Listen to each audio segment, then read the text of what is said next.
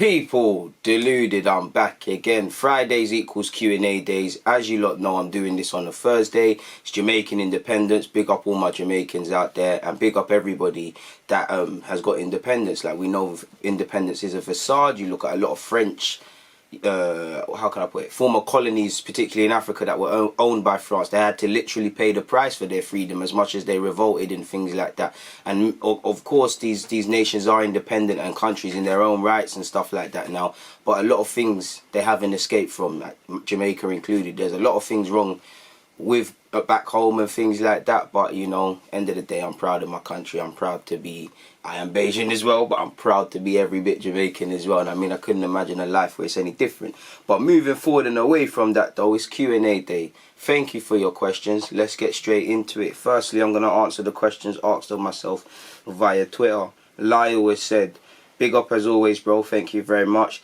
Do you think with the right recruits, even if it may not seem right to the fans, can you see us realistically challenging for all cups and maybe a top 4 or 3 challenge, bro? Well, first and foremost, you know, the target is getting top 4, you know. Again, ifs and buts don't win leagues, but there's been many points we dropped this season which was silly. If you amassed even half of those, it's probably enough to get into the top 4. The immediate mandate is the top 4. Like you said, whether people agree with it or not, you know, I don't think much of Willian. I think he's a decent player. I don't think he's poor, but he is underwhelming. But he is good enough to help us with our challenge of becoming a top 4 side again. So I definitely feel with the right recruitments we can have a better push at that. But more often than not, mentality, because coaching is one thing. The players have to be mentally able to do it, mentally able to put themselves in a frame of mind to perform and win 2 hard games in a week, playing away from home twice a week. You know, when the fixture pile-up comes in, I always say to you lot, from August, well, September until the end of the year, you know, we just need to be focused on damage limitation, not dropping stupid points, staying with the pack.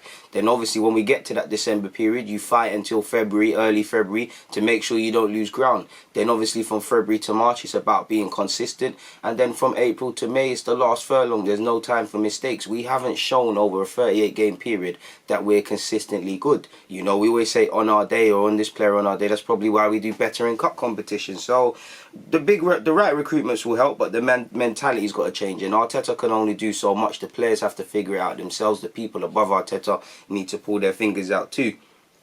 Thomas said, would you offer Anthony Taylor a new contract or should we sell him? I mean, I think we give him a new deal still. Kay always said, DG, do you see the links with Kaya Jarutkin's players as a problem? Is it really building for the future, resale value, etc., or is it a way to the CL and build from that? Personally, I can't wrap my head around that. Blessing from Sweden. Big up yourself, my guy. And for me, I don't have a problem with utilising agents personally. I don't have a problem with having good relations with agents. I think the problem for me personally is that obviously Arsenal will probably say they have a philosophy or the certain player they look for. For me, I don't see the profile. I do think we need 1-2 experienced players. Do you get it? Because we've got a lot of young players. You do need players that are ready right now and players that can help them along that. I do get the need for experience. But for me, I don't get it because, you know, on one hand, we're getting rid of scouts in Mislintat and now Francis Cahigio. You know, we don't really see a clear thing because on one hand, we're trying to get Willian, then we're selling Maitland-Niles, but then we want this young player. I don't get what we want. I believe in freedom within a framework. Our primary objective should be players with resale value, you know, as people might get onto Guendouzi, 7-8 million can go for 30-40. Then we use people away from that, you know. I don't mind in isolation going for a Willian, a David Luiz. Aubameyang's different, but renewing Aubameyang's deal, just if you was to forget the player and just look at his age, for me, it just screams like, you know, we're getting rid of anybody that had an alternative view in the club or anybody that specialist was scouting and things, and we're just going with people who are good friends with certain agents and we're not even utilising that properly. We're just doing basement deals, so it is quite concerning. But at the end of the day, if these players come in and play well, it's not spoken about. If Willian comes in, hits the ground running, it's not spoken about. It's only in poor form that people make noise, and rightly so. So I do think it is a problem. I do think it is getting into bed with agents unnecessarily and strengthening their ties within the club more so than we need to. Mardy has said, does Rants have you on the payroll from a United fan but just love your channel? Love for your support. No, Rants doesn't have me on the payroll. Big up my guy though, man. He extended an olive branch to guys, you know, busting me on his show and stuff. He's a very clean-hearted guy, and you know, you can tell he comes across as a very smart guy with how he articulates himself. But just away from football, the way he looks at life and the way he looks at things, he's a very strategic person. Man, Rants is a very cool brother, man. Big up himself, man. He's one of the few YouTubers that aren't like... I'll be real, I don't really like much YouTubers. Not that I have anything personal, I just feel the game is fake. I feel it's exhausting being around that, and I feel Rants, you know, Rants, Curtis, Turkish off the top of my head, you know, the few genuine ones surrounded by a sea of idiots people. There are a couple more, but they're the ones off the top of my head. So yeah, big up Rants and his show and extending the olive branch to man and the rest of the cool people out there. Kel said, is Don Raul really a Don? Time will tell, man. You make Aubameyang sign that new deal, which has been spoken about here. The Don of all Duns. Delian, sorry, my guy, man. You said, big up, DG. Thank you very much. Do Arsenal need to sell any of their current centre-backs to buy a new one? Not necessarily in that, you know, we can bring a centre-half in regardless, but you'd imagine there's too much quantity, not enough quality, and there's question marks over everyone. We're linked with Gabriel. Saliba's coming in next season. He's a young man and stuff. But other than that, you haven't really got 100% confidence in any centre-half. Like, I like David Luiz, you know, he's given away 5 penalties, he is quite error prone, he has periods of good form. He's probably not someone you can rely on over a 38 game period if in your quest to get top 4. But I don't think he's a bad player. The problem is, you know, he's not consistent enough to the level. And if you was to bet, if I said bet your life savings, if David Luiz is good enough to help you achieve your goals, and if you believe 100% in that, I'd have to say you'd be a liar, not just you but everybody. So there's David Luiz. Socrates has had spells and he's more so an old school defender. He, you know, doesn't fit what Arteta wants to do playing out from the back, and he kind of struggled with that under Emery. The problem with Socrates is there's no real resale value there, coupled with the COVID stuff, and he's on 90 grand a week. You know, with COVID, where is he going to get that elsewhere at 32 years of age? You know, it's a common fee, but where is he going to get that? He's better off by, from a personal perspective, you know, getting that extra year's paycheck and then cutting. But he's someone Arsenal should be looking to move on. I'm a big fan of Rob Holding, but could Rob Holding be sold to bring in gains? Because you look at, like I said, with Guendouzi, I don't want him gone, but he signed him for 7-8. He's linked with 30-40 million pound move. That's a flip. Holding bought for 2 million. You know, whether he's a success here or not, you must be able to get 15 minimum. Callum Chambers, with his injury, changes things, but he's probably a candidate to leave. But I feel he was in a decent bit of form, and you know, I think he would have played a decent amount if he never got injured, to be fair with you. He's not the best ball player, but he can play, and what I like about him is, in comparison to most of the centre halves, he seems to be very self-aware. He knows what he can and can't do. He don't try to do things above his pay grade. And I think prior to his injury, he deserved the chance in the team and to be part of things. So I'd give Chambers the benefit of the doubt to get fit right now. You know, I'd give Chambers a chance. I'm a big fan of Holding, but I'd listen to offers for Socrates. David Luiz isn't going to leave, but the same for him. Mustafi's out until October, and he's been in a decent bit of form. But again, a year from now, am I going to get this same level of performance? He's someone with a year left I'd be listening to. So you're 100% correct, man. Mavropanos has signed a new deal and gone out on loan. Maybe he'll get an Arsenal future if and when, you know, the Mustafi, Socrates and David Luiz's leave, whether that's through retirement, etc. But you'd imagine, I don't think it's, you know, we should be signing a centre-half regardless, but I do think we need to sort out our centre-half ranks, because there's, you know, you can't have 5, 6, however many centre-halves, and there's not one glaringly obvious choice. There's not one glaringly obvious partnership that is better than any others you can put together, because we've all seen them be calamities with all due respect. TS has said, and I can't lie, you look familiar on Twitter, you know. Let me give you a follow. You look familiar, TS. TS underscore 286, sorry. You look familiar. You're from Enns, you're from North, man. Swear down, I know you from somewhere. Your face, like, I don't know, obviously I ain't going to put up your face on this and hot up your thing, but you look familiar. But you said, do you think we should be sending vast amounts of our under-23 on loan to expose them to first-team football? I wouldn't say vast, because I don't think everybody needs a loan. I do think loans can be detrimental to some people's development, and it's all about the structure of loans. I feel English clubs, they get it wrong with loans a lot of the time. Like, you might have a technical based player, with all due respect, let's just say you send him, this has been, you know, Dan Crowley. Dan Crowley's a technical based player. You sent him to Oxford in League 1 or 2. He had patches of showing his ability, but he's not a tactical fit for that formation, for that philosophy. He's not going to shine and fly into tackles and all of these things to get them out of the league. That's not what he's about. Is it any coincidence he got his head down at Holland, developed, and now he's back in the Championship doing all right? So I don't think I wouldn't say that, but there are a number of players that need to go and play first team football. It's getting a bit ridiculous. I feel Matt Smith, you know, technically he's an FA Cup winner. Congratulations. Need to go out on loan. Ben Shafe will need to head out on loan or leave permanently. Zach Medley, you know, should have went last season. You know, for me, Tyrese John Jules should be exposed to first team football somewhere. Balogun, if he's here, should be exposed to first team football somewhere. Probably not realistic to expect both Balogun and Tyrese to go out on loan, because who is going to play 23s? Eddie stepped up. You know, you'd imagine. The realistic one probably be they'll let Balogun run down his deal and just play for the 23s. But even with that, people, you know, you're vacating about 5 or 8 million that's been reported. So there's that. Osei Tutu, another one. He's been on loan in Germany. Future needs to be decided. Is he staying or going? You know, you've got the Daniel Ballards, the Mark McGuinnesses, you know, couple of keepers. Yeah, man, there's a couple amount of guys that need to go on loan, but I wouldn't say vast amount. I'd say there's about 5, 6 to 7. In fact, that probably is the vast amount. So potentially, yeah, and that could be beneficial to our under 18s, second and first year scholars, and the players stepping up, you know, because obviously if Balogun and Tyrese go out on loan or leave permanently, then Sam Greenwood's going to have a big season. Do you get it? Like, he's going to get opportunities there. Matt Smith goes, then you're looking at Ben Cottrell, potentially Charlie Patton on the under 18s. You're looking at Miguel Aziz and Greenwood to have big seasons next year, really and truly. In fact, let me write that down. Aziz, that's a good question, man. Aziz and Greenwood, big seasons, potential loans / departures. That's going to be a good, decent little article or something. I just gave myself content ideas, well, off the back of your question. Love for that, my tug. Oh, apologies, people. I've lost the Q&A questions. Got clipped off it. Yeah, we're back. That was a great question, man. So I say, to round up that question, a good few amount. So yeah, man. Moving away from that, though,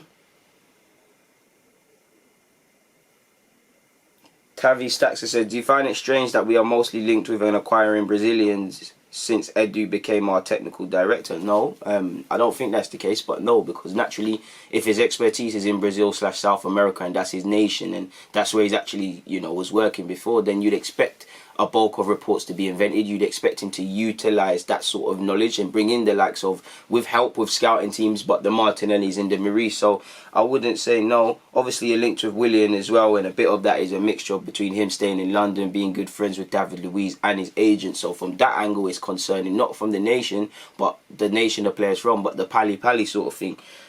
So yeah. You've also asked, would you keep Ozil in the team if his wages were significantly lower? Well, his wages are only relevant to off-the-field matters, crippling what we can do allegedly with contract renewals and things like that. You know, it's just time to move Ozil on. His wages, you know, him staying or playing has nothing to do with his wages. I don't think his wages would be relevant. I think even if he cut his wages, should move him on. But I don't think that has anything to say. And you've also said, out of all our centre-backs, who do you realistically believe we are going to sell for a decent price? Well, decent is subjective, you know, considering you sign Holding for 2 million, you can make a healthy sort of profit on that. I'd say that. The rest, you're just looking to save funds, man. Like, you know, you're not going to get much for Mustafi. You're not going to get anything really for Socrates. You know, you're not going to get anything for Luiz, who is staying. You know, Chambers could potentially fetch a decent fee. Like I said earlier, decent bit of form before his injury and Premier League experience. Fulham are back in the Premier League after getting promoted. He had a decent loan spell there. Is that something to tempt him? We'll have to see. Skens has said, thoughts on Ben Rama after watching the Fulham game? Well, I like him a lot. Nothing's changed. He was a bit quiet. He did flatter to deceive, but I like him. He's decent 1v1. He can take a man on. He can be the difference maker. You know, he seems like one of them players, with all due respect to Brentford, but will shine with better players, like better technical based players sort of thing. So I like him, man. He didn't have the best of games, but I like him still, man. It's with William coming in, that's probably a boat we're not going to pursue. 34 said, would you play a strong or weak team in the Community Shield versus Chelsea? Well, it all depends on our fixture schedules, but I'd try and play, Liverpool, sorry. I'd try and play the strongest team possible. I know you've heard a lot of rumours about playing young players, but I'd try to play the strongest team as possible. Personally, King has said, would you prefer a Xhaka, Partey, Ceballos flat 3 or a Xhaka, Partey and Coutinho in a 4-2-3-1?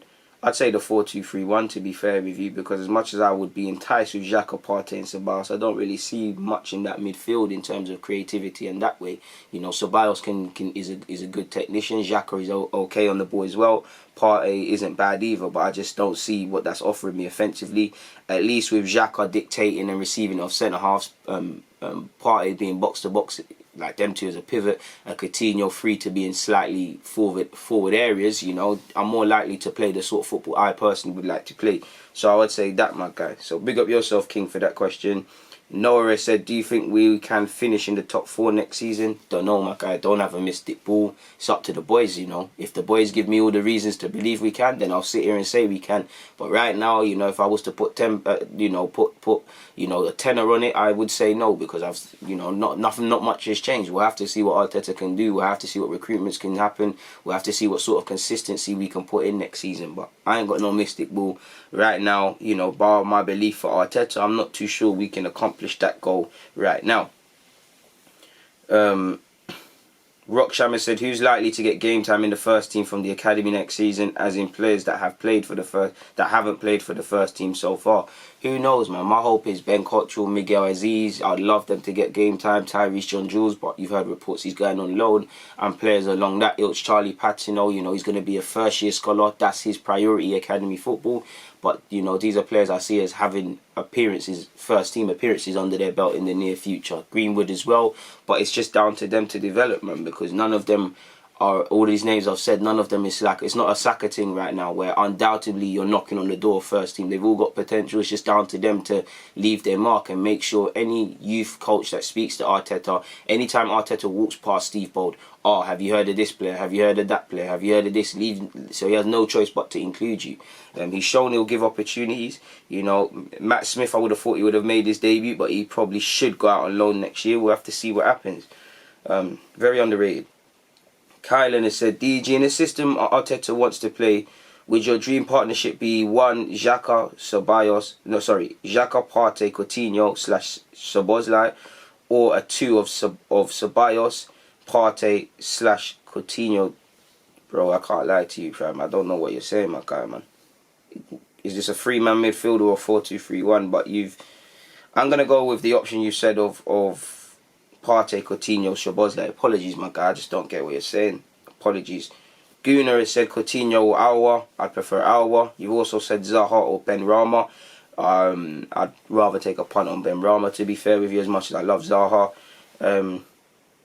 Limaka said, when the stadium reopens, what is the place to grab some food after the game? Interested in your native kitchen, to be fair.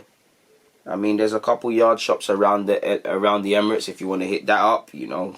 There's a Nando's if you want that. I'm probably not the best guy to ask because I'm just forwarding straight home more time. Ethan Manners has said, thoughts on Gabriel as we're now front runners to sign the Brazilian. I like him, you know, left-sided centre-half, decent height, likes to defend from the front foot. Positioning can improve, looking over his shoulder can improve, but I like him, you know, and his price tag, 30 million euros, you can't go wrong. Terms of his age, he's in his early 20s, you know, I can't go wrong. I told you, look, listen, I want to see a centre-half minimum. A centre-half for me is the minimum. Everything else is a blessing. I want to see centre-half. Like, with him and Saliba, I don't know if Arteta's going to make that the partnership straight away, but I've said we needed 2 centre-halves, even regardless of Saliba. So to get 2 centre-halves, including Saliba, I'll walk with that, man. I'll be calm with that. I like him a lot. Obviously, he continues the Brazilian sort of thing. You know, we've got Martinelli. You know, we've got Link. We've got Edu up there. You've got Martinelli. You've got Marie might not be Brazilian, but he spent a time there. You know, you've got you know, there's a lot of South Americans and Brazilians and things around our team now, so it makes sense, and he'll fit in quite well. You know, he's a former teammate of Pepe. Got his South American partners here, so everything's set out for him to feel as comfortable as quickly as possible. Thomas has said, which players from our youth team do you think might make it to the first team over 2 years? Miguel Aziz, Charlie Patino, Tyrese John-Jules would be mine. Ben Cottrell and Greenwood I have high hopes for as well. So it's similar to the last question, but you know, it's probably someone I'm not saying. I'm not no youth expert. I'm just a fan who loves football and happens to follow Arsenal's youth. So I'd say that. Matchitude has said, do you think Arsenal should recruit a different centre-half than Gabriel, one which would complete Saliba better? No, I just think we need a better centre-half. I guess in time that could be debate, but I feel Gabriel's better than what we have, so bring him to the club. Simply as. Cole has said, if Aubameyang does leave, who is your ideal replacement? I would like to take a chance on Baidu, to be fair, of AZ outcome. I know many people don't rate him. Wouldn't mind Jonathan Davis, although he doesn't exclusively just play up front. So we'll have to see what happens, man. But Twitter, that was your questions. Thank you very much for that. Let me quickly, before I get onto YouTube ones, quickly scroll down to last week's Q&A question show. Quickly see if there's any questions there.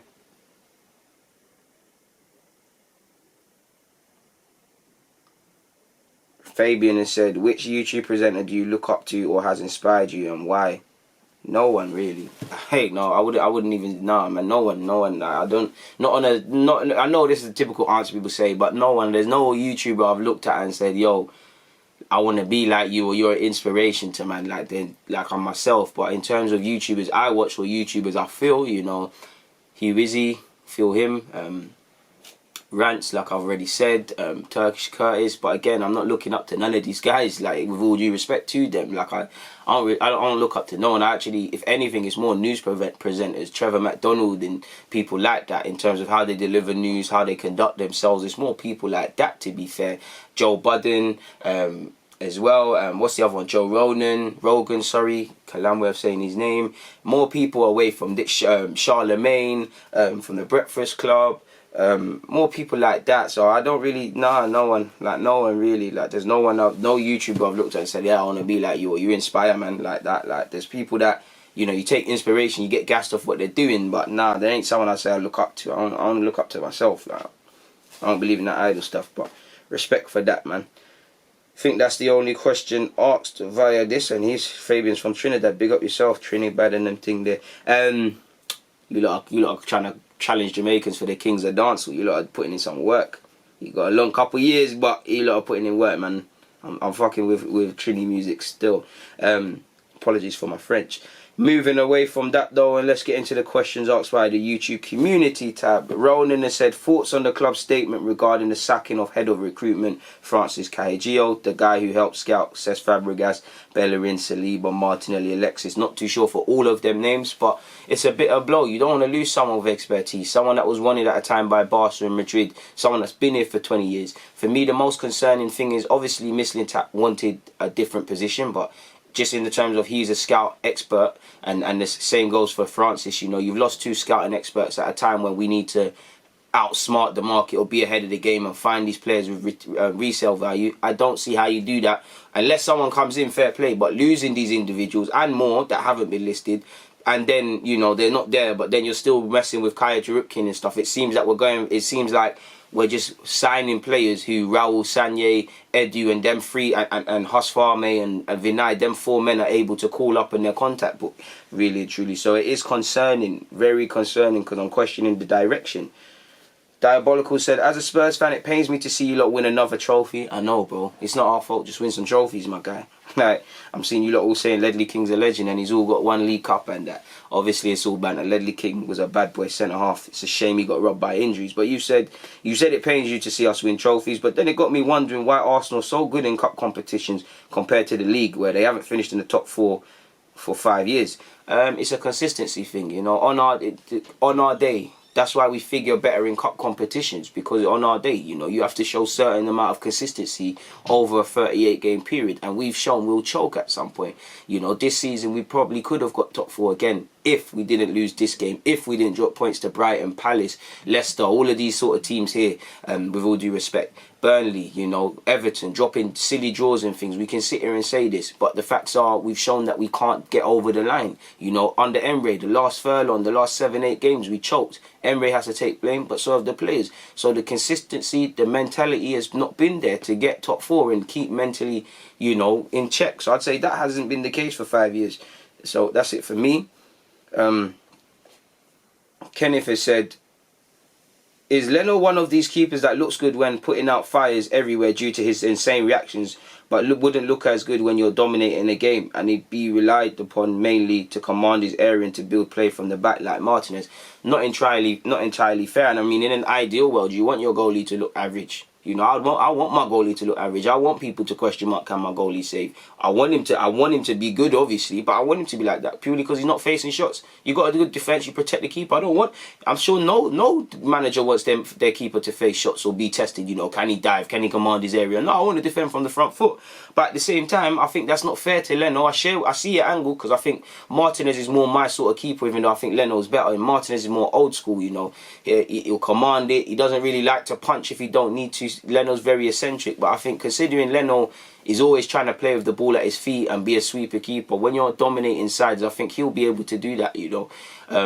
I think Martinez, what I like about Martinez is I'm not that he doesn't see things, not that Leno doesn't see things as quick as Martinez, but I think Leno, he's a bit half-hearted at times and it relieves pressure. I think Martinez, sometimes he sees something, he tries it, bang, it don't work, but he tries it, bang.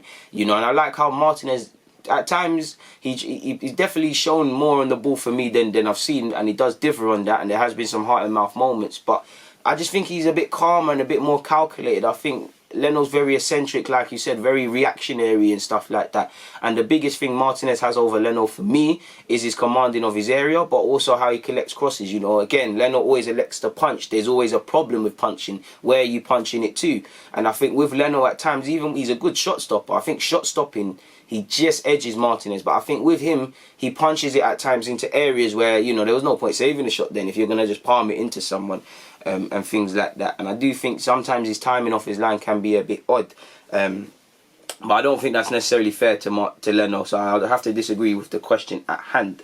Big Celtis said, out of Eddie, Tyrese and Balogun, who would you keep, sell or loan? Well, I'd keep all of them, but considering reports, I want to keep Balogun, but he doesn't want to sign a new deal. Then I'd say sell him.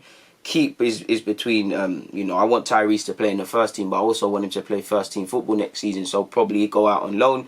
And Eddie's, you know, progressed into a first team member of some sort, so keep. So hopefully that thing is your question. Riz has said, what do you think about selling Lacazette, playing Aubameyang down the middle while Martinelli occupies the left? Well, I would be open to that, especially with Lacazette's contract in mind. I want Lacazette to stay, but, you know, I want Aubameyang to play through the middle and I want Martinelli to play. Obviously, Martinelli's not playing until the tail end of this year at best. He's probably out until next year, like we heard. So we'll have to see. Pardon me. Prince of Peace said, would you include Xhaka and Bellerin in next season's rebuild, or should they be sold? I'll keep Xhaka, but I'd be open to selling Bellerin personally. Pardon me. Philip has said, who do you think will win the Premier League title next season? I don't know, without seeing the transfers or anything, my guy. You know, I'd imagine Liverpool are going to be hungry to repeat what they've done. I'd imagine City are going to come back roaring. You know, United are always in the conversation between, and they always go down. But if they sign Sancho, left-sided centre-half, improve the depth, you never know, people. So I'd be inclined to, at this moment in time, until I see anything different, I'd say Liverpool and Chelsea, Liverpool and City. On the topic of Chelsea, they're making new signings and stuff, and I know Lampard still has question marks, but yeah, you could throw Chelsea into the debate as well based on the signings. But I would say the two teams right now that are first and second, because I've seen nothing's changed in the last week for me to assess everybody's chances. Bayan has said, your work rate is undefeated. Thanks, bro. He said, but say we sign Partey, renew Ceballos and loan Coutinho. First, do you think it's realistic, and what do you expect Mikel to do with his midfield options? It is, well, I don't know the club's finances, man. I'd imagine there must be money to at least get renew Ceballos' loan and get Coutinho. But again, to pay Coutinho's wages, to give Aubameyang a new deal while having Ozil on the wage bill, and obviously forking out to go for Partey, it's in the balance. You know, on one hand, I think it can be done. On the other hand, I'm looking at, we really don't have money. How are we going to make that happen, at least without transfers, outgoing sales? You know, there's not many players that are going to bring in significant value. You know, Maitland-Niles has been linked with a move. That's probably 30 million. Guendouzi's probably 30 or so. You know, Holding, you're looking at 15, 20. You know, there's a couple of things that could be done. And in relation to what he does with them options, you know, you could play Coutinho ahead of them. I'd like to see Coutinho in the 10. You'd expect Partey and Ceballos to keep fighting it out for a place in the pivot, you know. One has said, which players need replacing for us to make the top 4? Centre-half. and we need something better in midfield. I'd say centre-half and midfield are the key areas. Bellerin, if Bellerin gets playing better, then you never know. But I think right-back's an area that's nobody's convincing me. I love Maitland-Niles to make that his own, but you don't know the running theme that has been Maitland-Niles. I'm prepared to give Bellerin another season, but there's games that convince me of Bellerin. There's games I'm looking at him a bit odd. Cedric Suarez hasn't had too much of an opportunity here, but you know, the jury's firmly still out on him. So I'd say centre mid, centre half, and full back on the right hand side of the areas I personally would look at if I was Arteta, on top of the obvious. And then you said for us to challenge for the title, probably the whole team. Like, there's not too many players that are title winning players, really and truly. And you've said name the players you feel are the standard required to replace those that need to go and get us where we need to be. That's I can't really do that off the top of my head, man. That's a subjective one. Pardon me. I'm gonna have to take a pass on that, man. Like, you lot always ask me transfer videos. I need to go into my spreadsheet and stuff, but Yari Vestison's been injured. I always say him. I say Szoboszlai. Centre half, bring me Gabriel. We could do things. Title challenges, you need to go and buy marquee players, people that are on Aubameyang's level. And I'm sure you've seen the game. You know, I'd love Arawa of Lyon. He'd help us move into taking this team up a level. But can we throw the bag at him? Potentially not. Malcolm has said, no, sorry. Who are young midfield box to box, not Szoboszlai, that Arsenal should be looking at? Sangare of what's his name? Sangare of Toulouse is someone I would like to look at. He's the only one in my head right now. There are some others, but he's the only one in my head right now. Zakaria as well of Gladbach as well. Omar said, do you think it's unrealistic for us to at least be challenging for a title within 5 years? Well, I don't know, my guy. Until I see recruitment and mentality change, I don't have a clue. SK said, do you think, sorry, you said before we had a midfield three of Ozil, Cazorla and Coquelin, do you think this was why Ozil was able to perform? Coquelin was the destroyer, Santi was a deep line playmaker. Do we need to find a technical player? Yes, we do. It's nothing to do with Ozil. It's if you look at it, whoever's in the creative role, even Joe Willett, they're always having to drop deep. We need our midfield to help us. So if you could get, you know, if you could have a Ceballos and an Ozil, or Ceballos and a Coutinho, or Ceballos and another Cam, you know, he can stay further up the field, like you saw with Santi. So yeah, man. Marco has said, what do you think it will take for Arteta to play 4-3-3 next season? A better centre-half and a better midfield option. You've also said, what do you think of Chambers' chances of playing in the starting lineup when he recovers? I don't know. He'd have to have that conversation with Arteta. I know he got to start against Chelsea at the Emirates, but he'll have to have that conversation because he's been out of sight, out of mind. The dynamic has changed. Luis is going to be one of his players. He's got Saliba. Apparently Gabriel is coming in, so there might be opportunities for you. He clearly loves Mustafi, so that's 4 centre-halves that could potentially be above you. So we'll have to see, man. And I think with that wraps up all the Q&A questions, people. As usual, thank you very much for the questions. Without you lot, it cannot be done. Please get in the comments with more questions. Please make sure you're aware of the YouTube community tab on my page, which I ask you lot typically on a Tuesday, you know, and set the deadline for your Q&A questions. So yeah, thank you for watching. Thank you for your input. You know, thank you for your support. It always means a lot, especially after I hit 22k subs as well recently. So on that note, people, DG, I'm out, man.